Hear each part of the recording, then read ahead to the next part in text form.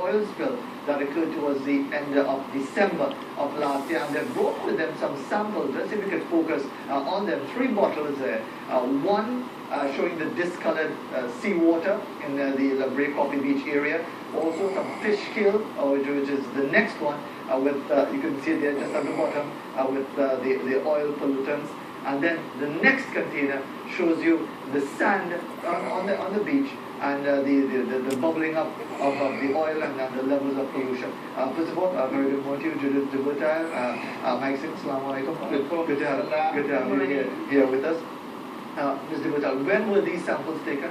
Yesterday evening. When I was last here, I mentioned to you that I was inviting Mr. Singh to come to Trinidad, and I'm so happy that he did indeed take it out of his busy schedule to be here. And so among the different tours that we wanted to do, we went to La Brea yesterday evening, Coffee Beach, yes, with the MP for the area, Fitzgerald Jeffries, and I asked him to put a signature, and we dated these samples so that nobody could say it is not authentic. Okay? And you will notice in the first one with the seawater, there's a ring. Because it's settled overnight, yeah, you are actually seeing that black oil ring to the top of the bottle. Yeah. Mr. Singh has promised that he would not only have the water tested for me, but the air as well. And in the one in the middle with the fish kill, the Oyster Association was there yesterday, and we put some oysters in there with the fishes.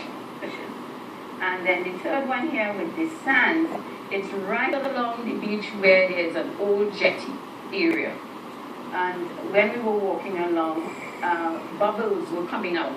Yes, through the sand. So every couple of steps you made. Steps, less than 6 inches, they were bubbling up, almost like if you were making porridge. Yeah.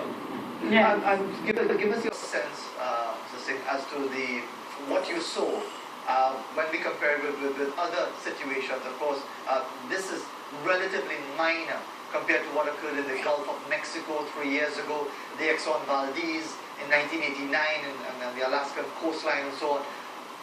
What was your own reaction to what you saw? Obviously, the cleanup was poorly handled.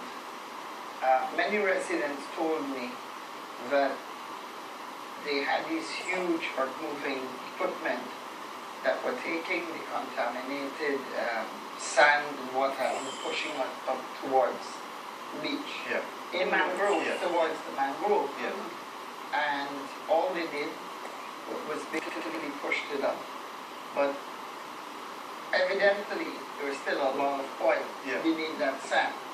And with the inward movement and outward movement of the tide, this stuff is being mixed back out with the seawater, and then it brings it back in. So what you've got there in Trini language is a pillow of danger. Oh, in Guyana, a pepper pot. Pepper pot of danger. right. So it's a whole pillow or a biryani of various layers of contaminants. So whatever you have there that's beneath, it's going to stay there forever. Because why is it, if it was properly cleaned, that every couple of inches you walk along the sand, you see it bubbling up?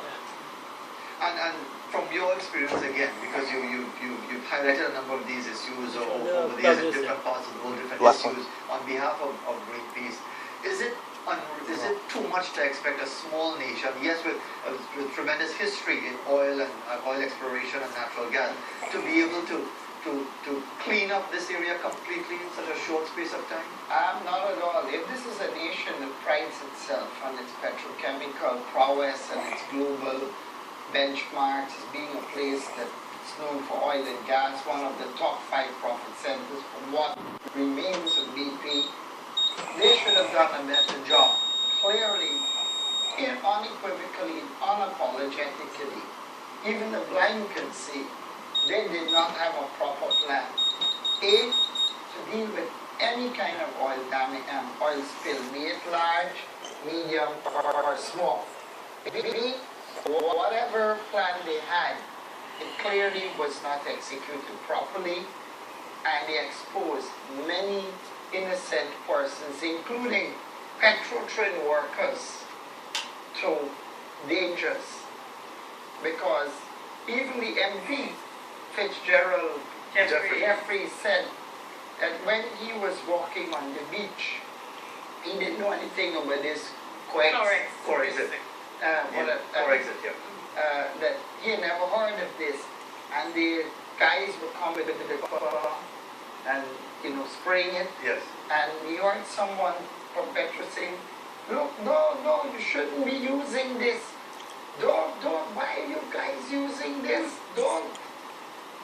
He didn't know what it was, and he was exposed. And when he got back and he started doing his research online, it was written online to verify that those people who were on the Exxon Valdez disaster in '89 in Alaska and who were exposed to this did not live past the age of 50.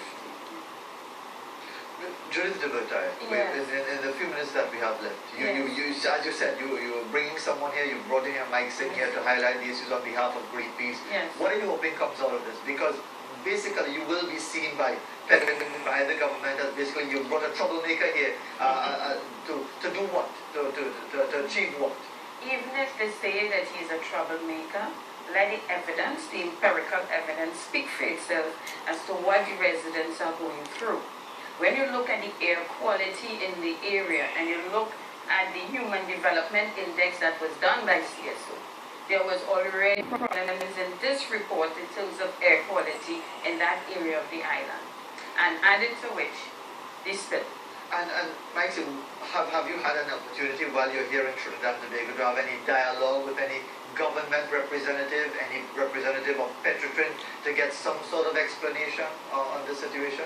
I'm available to meet with anyone, anywhere. Is that irresponsible on your behalf? Because isn't it fair and balanced to be able to get both sides before you speak on the nearest microphone or go to the nearest camera to offer your perspective?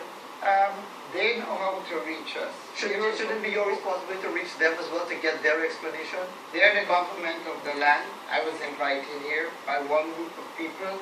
I will meet everyone. I have no problem meeting the Prime Minister, meeting the Minister of Energy, meeting Petrotrin. I'm here to bring people together to find a solution. I'm not here to divide this country. I'm not here to take sides. I'm here to uncover the truth. I'm interested in the truth. I'm interested in the future lives, the future well-being of the victims of the oil spill. And I have no problem. I extend a hand of friendship and camaraderie and the olive branch to anyone. If you're interested in meeting with me to talk about how do we move forward in addressing this problem and ensuring that we don't mess up the environment any further, in ensuring that we raise the bar of excellence, that we put proper mechanisms in place to ensure that something like this, not only will it not occur again, but we take preemptive measures and we become proactive in addressing potential future oil spills before they occur, such as the maintenance programs. I think personally, these people are like the victims of the Union Carbide disaster in Bhopal, India in the 80s. And people are still suffering from that. Oh, that doesn't I've been to Bhopal. But time has run out on us, and unfortunately we don't have much more time to develop those points. But it is certainly something that you've highlighted once again, Judith DeVertai. Thanks very much for coming in, and Mike Singh as well, to highlight these issues. And clearly, based on what we're seeing, unless this has been something that they saved from 2 months ago and are now presenting it and falsifying the evidence, which we'll probably find out anyway, if that is the case. But clearly there is cause for concern still on Coffee Beach in the La Brea area, and indeed the general La Brea coastal area of Trinidad. It's coming up towards 7:32 in TNT. We'll be back right after this in a very busy second hour of Morning Edition.